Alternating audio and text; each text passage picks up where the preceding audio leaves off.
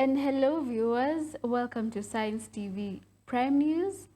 My name is Ben Werangai and our sign language interpreter is Wanjangeve.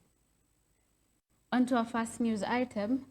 The National Council of Churches of Kenya Ncck Coast Region Chapter has called on local political leaders to immediately cease engaging in early campaigns characterized by hate speech and incitement.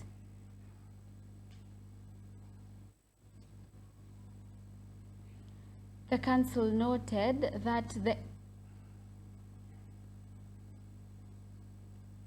the increase of political activity, particularly premature campaigns, is already introducing inflammatory rhetoric into the political arena.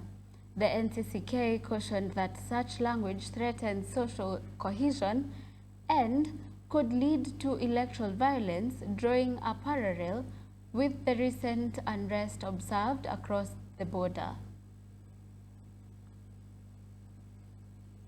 The Ncck Coast Region leadership urged politicians to respect the electoral timeline and maintain sobriety in their public pronouncements, emphasizing that the Church's commitment to promoting peace and national harmony ahead of future elections.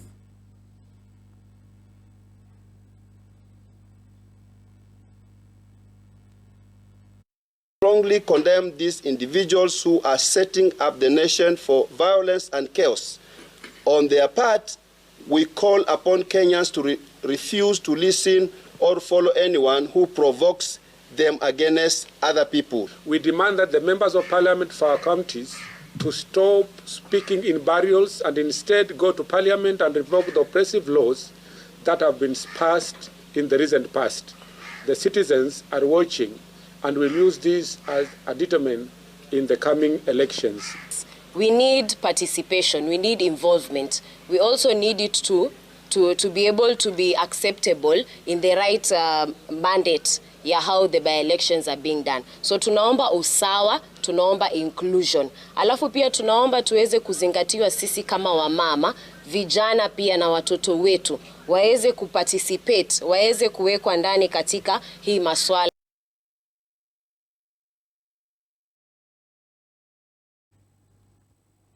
And on to our next news. The Conference for Primary School and Junior Secondary School JSS head teachers entered its second day in Mombasa today with a key demand by participants being increased government investment in modern technology and infrastructure to ensure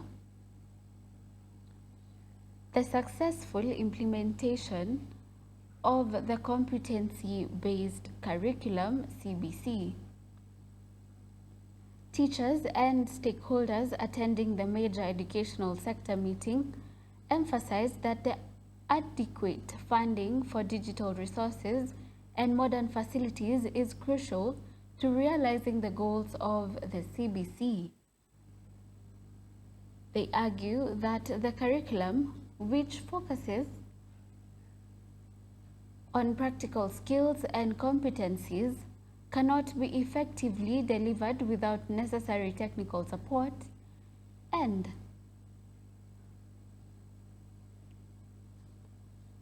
updated physical learning environments.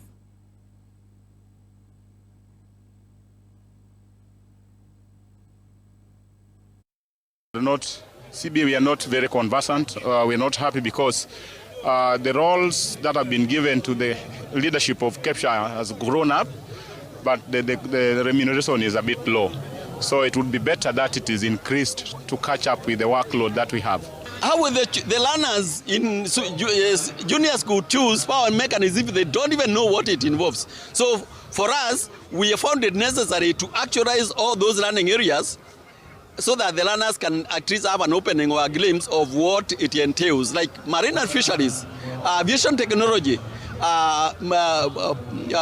business studies, power mechanics, building, all these are technical areas that we needed to actually expose the learners to, and that is exactly what we have done. So it's quite critical that learners to interact with these learning areas, especially where they have been actualized, so that they can make an informed decision. So we are aware of the trends of the young people and what they need, and we are trying as much as possible to meet that gap with them, so that when we mount these programs, it is something that is a perfect fit for the young people, for the JSS, for the senior secondary school. Like for this period, we don't want them to stay idle. We want them to take these courses, take meta courses, take ICDL courses, take courses that are generative AI right now being.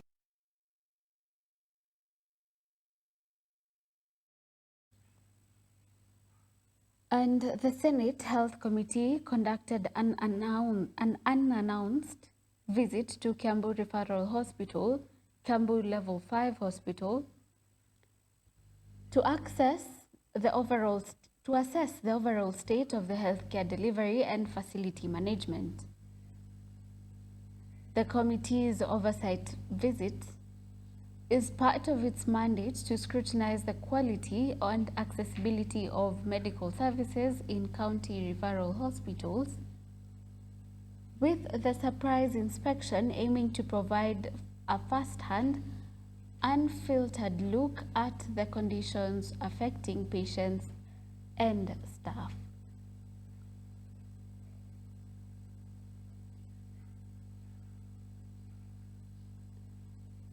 During the improvised tour,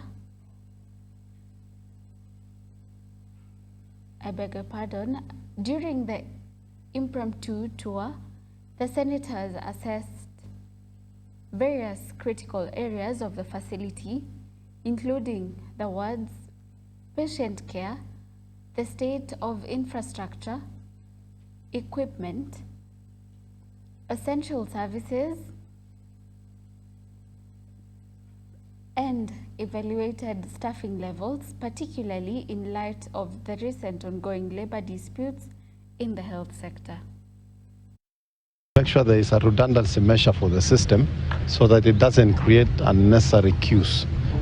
That is the first call of service, where patients are being documented and recorded. And if there's a problem in the system there, it means the patients will not be clear to move through the clinical system for the accurate treatment. So we want to ask the county government of Kiambu to look into that and make sure it is fully sorted. The money you collect in our health facility should be used in that health facility.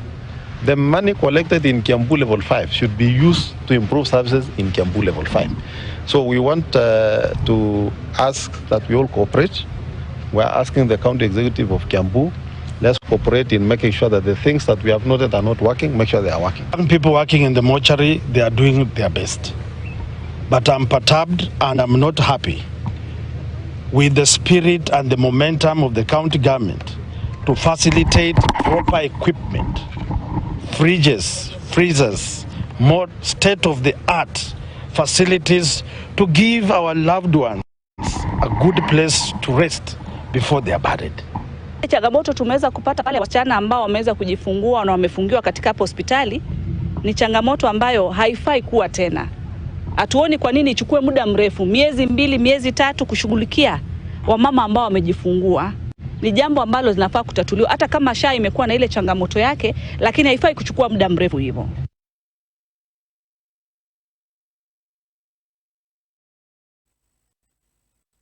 And the Ethics and Anti-Corruption Commission, EACC, today hosted a high-level regional workshop on addressing money laundering and asset recovery in Nairobi.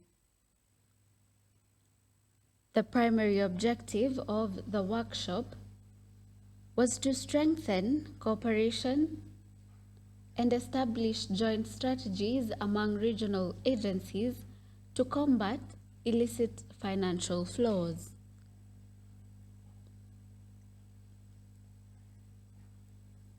The high-level gathering brought together key agencies and experts committed to addressing illicit financial flows and complex economic crimes plunging the region.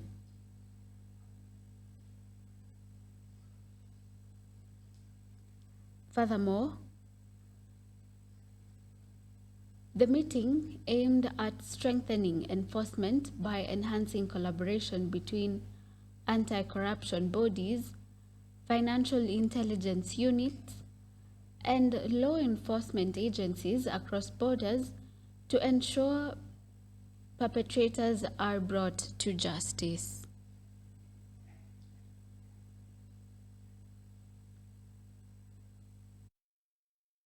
Of that particular support, where we are now able to recruit approximately 100 more staff within these two months, investigators and lawyers who are able to deal with the evaluation report. So within this framework, the Commission has achieved notable progress in tackling money laundering, which include a increased number of investigations targeting laundering of proceeds of crime, particularly in the procurement and public asset division cases. Two is enhanced use of financial profiling, asset tracing, and rapid preservation of assets under the Ncck.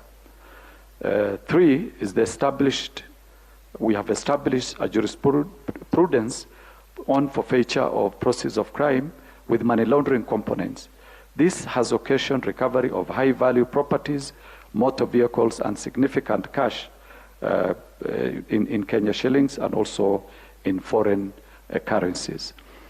Four is the strengthened collaboration with relevant actors and stakeholders within the criminal justice sector for enhanced financial investigations. In addition to the above legislative enactment, Kenya has recently enacted progressive legislation to close emerging gaps and strengthen efforts in the fight against money laundering and terrorism financing in Kenya, which include the Conflict of Interest Act 2025. This actually provides a robust framework for managing conflict of interest in the public service and empowers the EACC to recover undeclared and unexplained assets.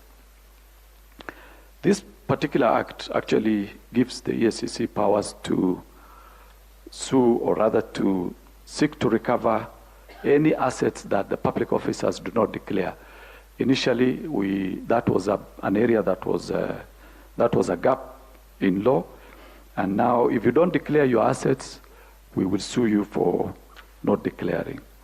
Two is the Virtual Asset Service Providers Act 2025, which is one of the first in the region, which regulates virtual assets, service providers, enhances interagency collaboration among law enforcement agencies, such as the Ethics and Anti-Corruption Commission, the DCI, and sector regulators such as FRC, CMA, and CBK, in order to support efforts in tracing and recovering of illicit digital assets.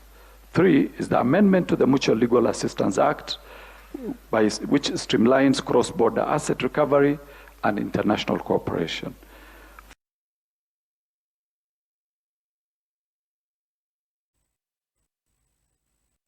Moving on, leaders from the North and Rift Valley are urgently calling upon the government to fast-track the implementation of the affordable housing project in Kerio Valley region.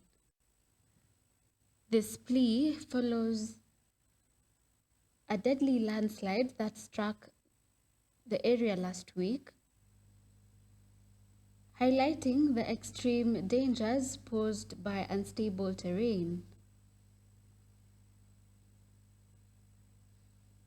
The leaders argue that accelerating the housing project is now a matter of life and death, as it would facilitate urgent relocation of residents living in high-risk zones, such as steep slopes and areas prone to environmental calamities.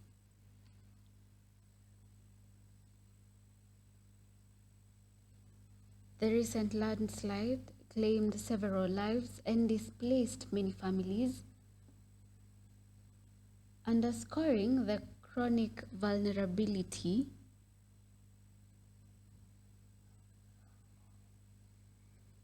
of communities in the Kerio Valley to natural disasters, including mudslides and flooding.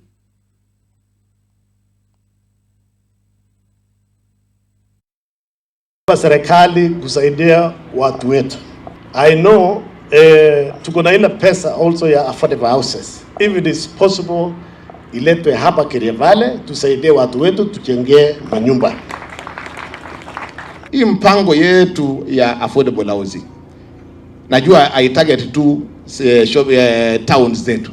Hata katika sehemu kama hii, watu wakiweka pamoja na waundiwe affordable housing in terms of villages, alafu wawe wakienda kulima mashamba, na nyinyi mmebarikiwa na Mwenyezi Mungu, mashamba yenyu kubwa na iko na rotuba. Hao watu wote kutoka Embabu, Sambirir, huko Emsor na hapa wamekuwa in a very bad situation.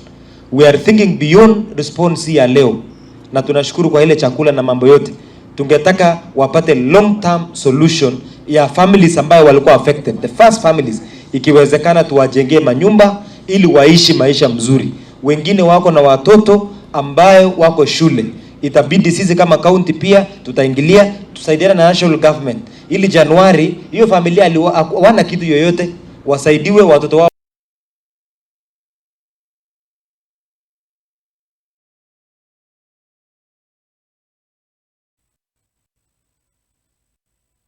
And at least 31 building owners in Nairobi Central Business District, CBD, are facing imminent arrest for prosecution for defying City Hall's directive to repaint and refurbish their premises.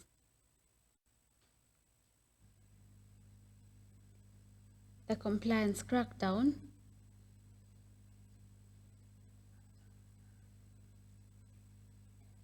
has already seen high-profile action, with landlord of the Easy Coach building already arrested and scheduled to be arraigned in court.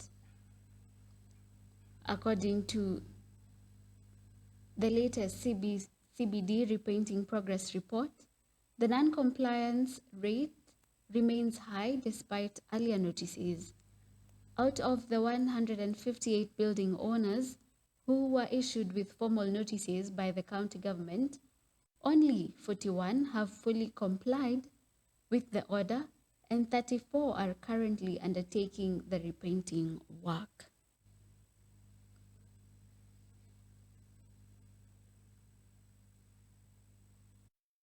I don't want to arrest you, but if you don't comply, we will definitely come. So we are hoping that people will comply. In fact, we've seen quite a number of people who have already complied, and we're very grateful that they've taken time to even just take personal responsibility. We are encouraging Nairobians that they must respect the directive given by the county and ensure that we work in collaboration. We are not going to tolerate situations where people ignore county notices, which are supposed to promote not only the image of the county, but also our public health standards.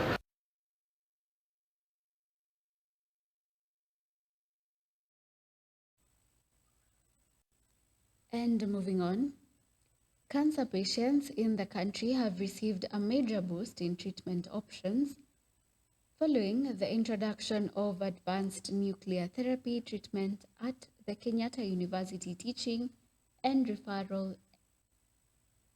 Hospital.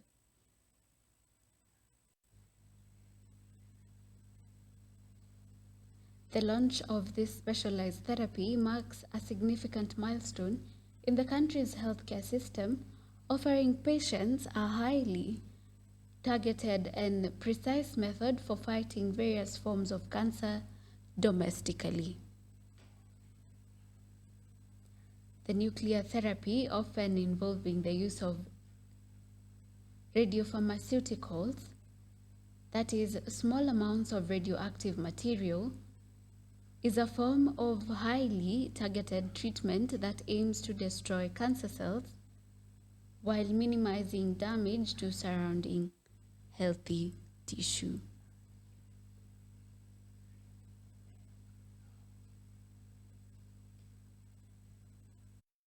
At the institutional level, it is easier to demystify. But now the problem is, how do we communicate to the population, the lay people in our society, that indeed nuclear is not for war. That it's not about where they are fighting. That's the only time we hear nuclear, and the population understand that in bad light. But we want them to understand you can use nuclear as medicine. You can use it to treat cancer. You can use it to diagnose cancer and many other diseases. We even use nuclear. We are launching the theranostics training. It's a national training, and we have participants beyond KUTRRH. So we are abiding by both public and private partnerships. And the idea is to give the service which is not available currently for the Kenyans. All these days we were doing mostly the diagnostics, and from our experience we are looking at a lot of prostate cancer disease. And this is a beautiful treatment for cancer that has really only some interaction with the tumor itself. So it is actually one of the safest medicines to use, because unlike other conventional oncology where you actually damages the whole body with your therapy, this directly goes to the tumor and treats only the tumor. And this is why I believe in it so much. I always say I will only help people or teach them with medicine that one day when I have cancer, I would want myself. Or I will give to my mother if she has cancer. We hope God doesn't do that to us, but we can never decide, And so I strongly believe in this medicine as a very good and safe alternative, especially also for patients who is not being able to be treated by others.